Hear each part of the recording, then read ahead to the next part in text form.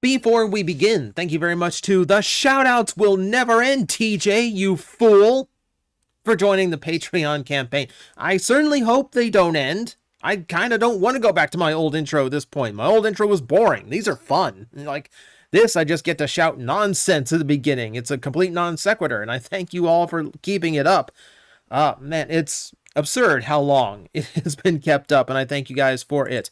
It is not just a shout out game, of course. With signing up to Patreon, you do get your shout outs. The top tiers get their name in the credits, which I am behind on, I admit. Top tier also gets review requests or any requests for videos. Come to think of it, I think my whole round, I don't have one single review request. And then, of course, there's Discord access as well. I try, and then all the million other things that I want to do for my Patreon. So there's a lot of reasons to sign up, and I hope you enjoy doing so. I hope it is worth what you're throwing into the channel. Okay, so for a long time now, I've been meaning to do some character bios and some deep dives into some of my favorite characters from Transformers. And I wanted to start with BlackArachnia because I feel like she gets left in the shadows a little bit too often. The problem with BlackArachnia is that she happens to be in the same series as Dinobot, who I feel like always gets priority in the greatest Transformer character of all time debate.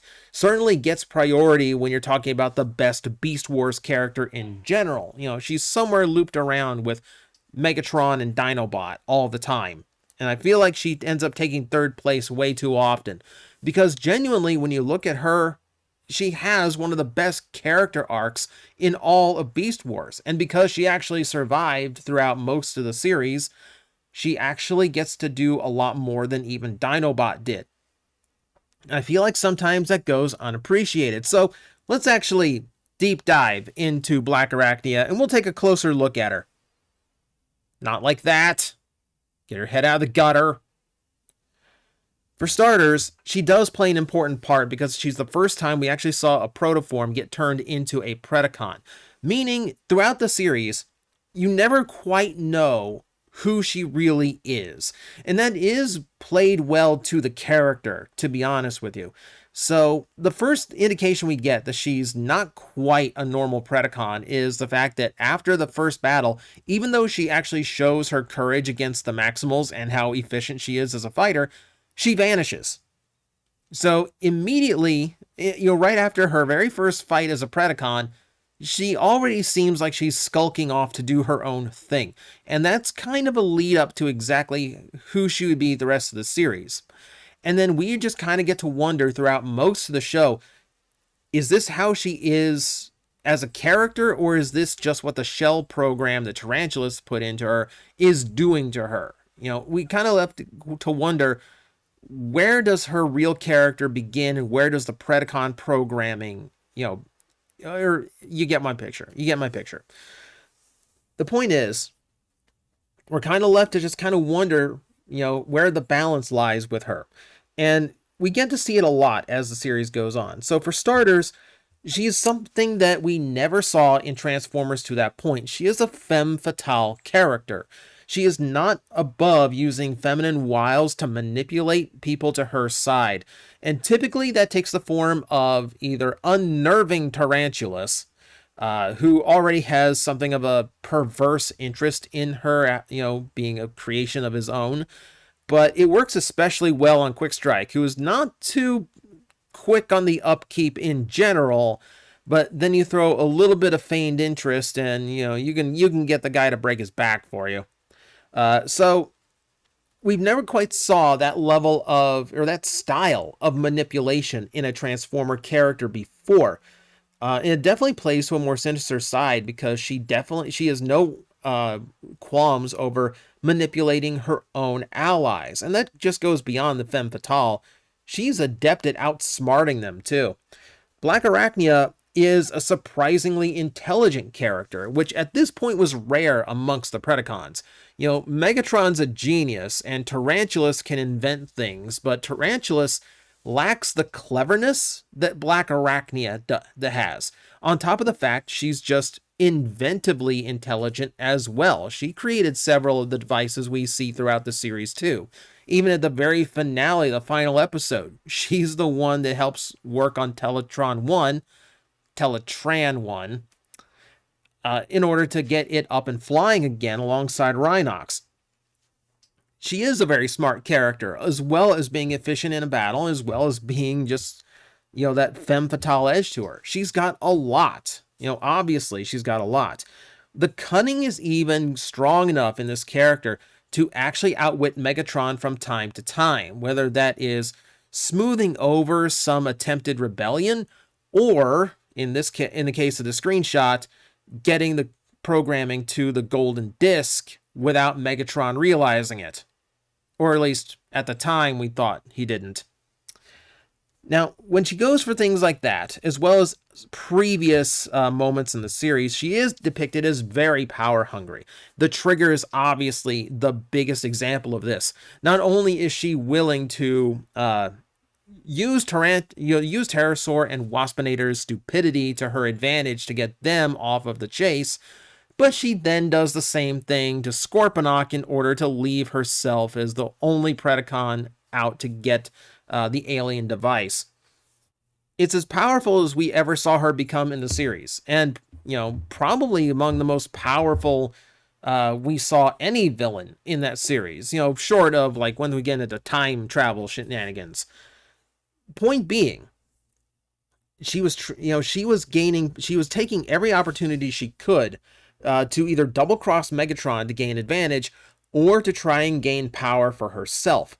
And at first it could just be Predacon being Predacon, but we kind of figure out why. And ultimately it is because of one of her defining characteristics, and that is a desire for freedom, which that's where disappearing in her first appearance comes from.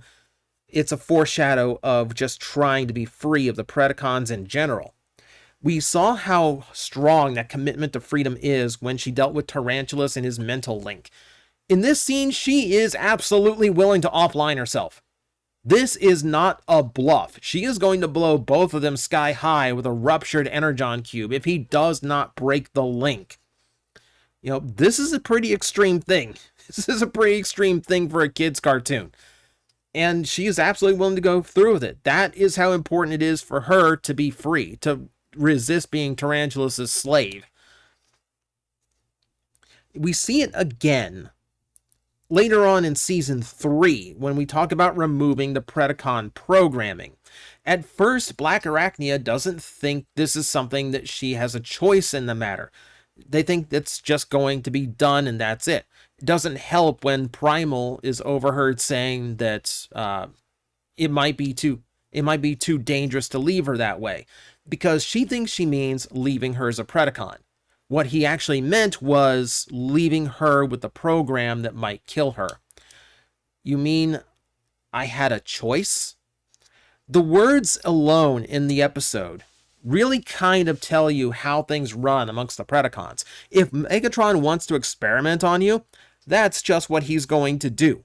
It might offline you, but if you say no to the experiment, he's going to offline you anyway. With the Predacons, what Megatron says goes. So it's no wonder why some people wouldn't really want to be under his thumb all the time. And BlackArachnia was chief among them. The idea that she actually had a choice in what her future was like if she was willing to have the program removed or risk remaining the way she was in spite of the drawbacks, and even to an endangerment of her life. That's a huge thing. It's a very huge thing. And it's really the first time she realizes she has that in her life, that even though she's amongst the Maximals now, she has choice. She has freedom, and she has the right to exercise it. But that also kind of plays to the way BlackArachnia has operated throughout the entire series. Ultimately, she's trying to survive. Whether that is, getting away from Megatron to her does mean survival, because frankly, between constant defeats as well as his own megalomania and the way he treats his cohorts, yeah, it's probably pretty likely that you're going to get offlined by him at some point. And she nearly did, by the way. She nearly did early in season 2. If only, and even risked it again because Tarantulas was in her head. But we really saw things like this when she would take opportunities, not only with Tarantulas to try and gain some kind of level of control or usurp Megatron, but also with Starscream and his appearance. She immediately joins his side because she sees an opportunity to get rid of Megatron and survive the Beast Wars. Until Starscream is obviously on the losing end. She knew when to flip it. She knew when to turn her loyalty back to Megatron, and oh, so smoothly played it off. Again, clever enough to talk around Megatron. That is a rare trait, and she's the only one who could do it.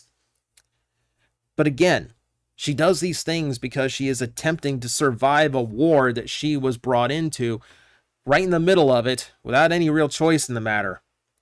I thought if anyone would survive the Beast Wars, it'd be me.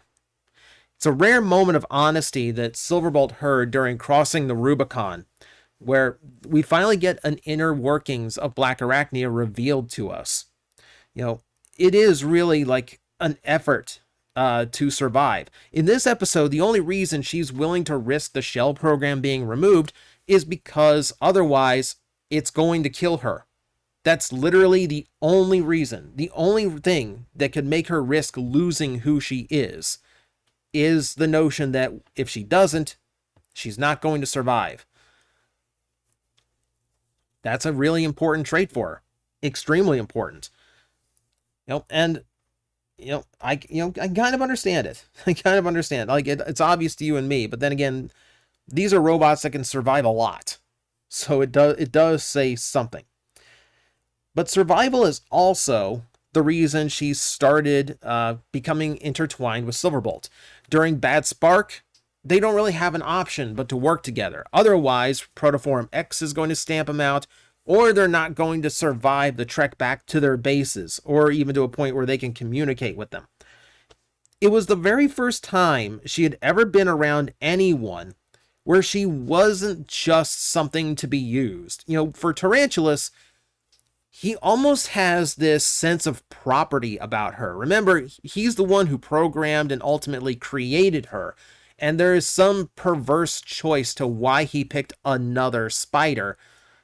It makes it weird when you see their interactions, especially how unnerving BlackArachnia can be around him. And then in the course of with Megatron, you're nothing but a pawn. Even if you are the most loyal or efficient troop, you think of how powerful Inferno could be and fiercely loyal Inferno could be. Inferno is still a pawn. He is still willing to risk Inferno's well-being for the sake of his own goals. You are nothing to Megatron. You are literally just there to be used by him. This is the first time anyone did anything otherwise. In this battle, in this struggle to stay alive despite Protoform X, this is the first time BlackArachnia actually got to experience someone who's actually caring about her, actually doing things for her, rather than just straight up use her. Even during this struggle, she still took opportunities to potentially just shoot Silverbolt in the back and be done with it. There's still that Predacon instinct into her to take out the weak Maximal and survive on her own, or thinking that her odds might be better if she wasn't walking with an enemy. Now, thankfully, circumstances prevented this, because it is the start of the character's change. Now, ultimately, this does seem really sappy. Okay, love conquers all. Love is the ultimate force to change someone's heart. But in the case of BlackArachnia, it's because she's never experienced anything like this before. Because for the first time in her life, there was someone there who cared for her unconditionally, who wanted to be there for her rather than actually use her. It is a cheesy thing to have a character change, because of love. It's an old cliche of storytelling, not only in TV shows, but of literally any storytelling. But in the case of BlackArachnia, it does make sense. Having a perspective of where she was amongst the Predacons, perspective that we wouldn't even gain until season 3. To see this now, to see this now, realizing, what she thought of herself and what she thought of amongst the Predacons. To see this is, kind of an amazing thing. It's the first time anyone's actually cared about her. And that does change a person. It changes your outlook. It changes your perspective on things.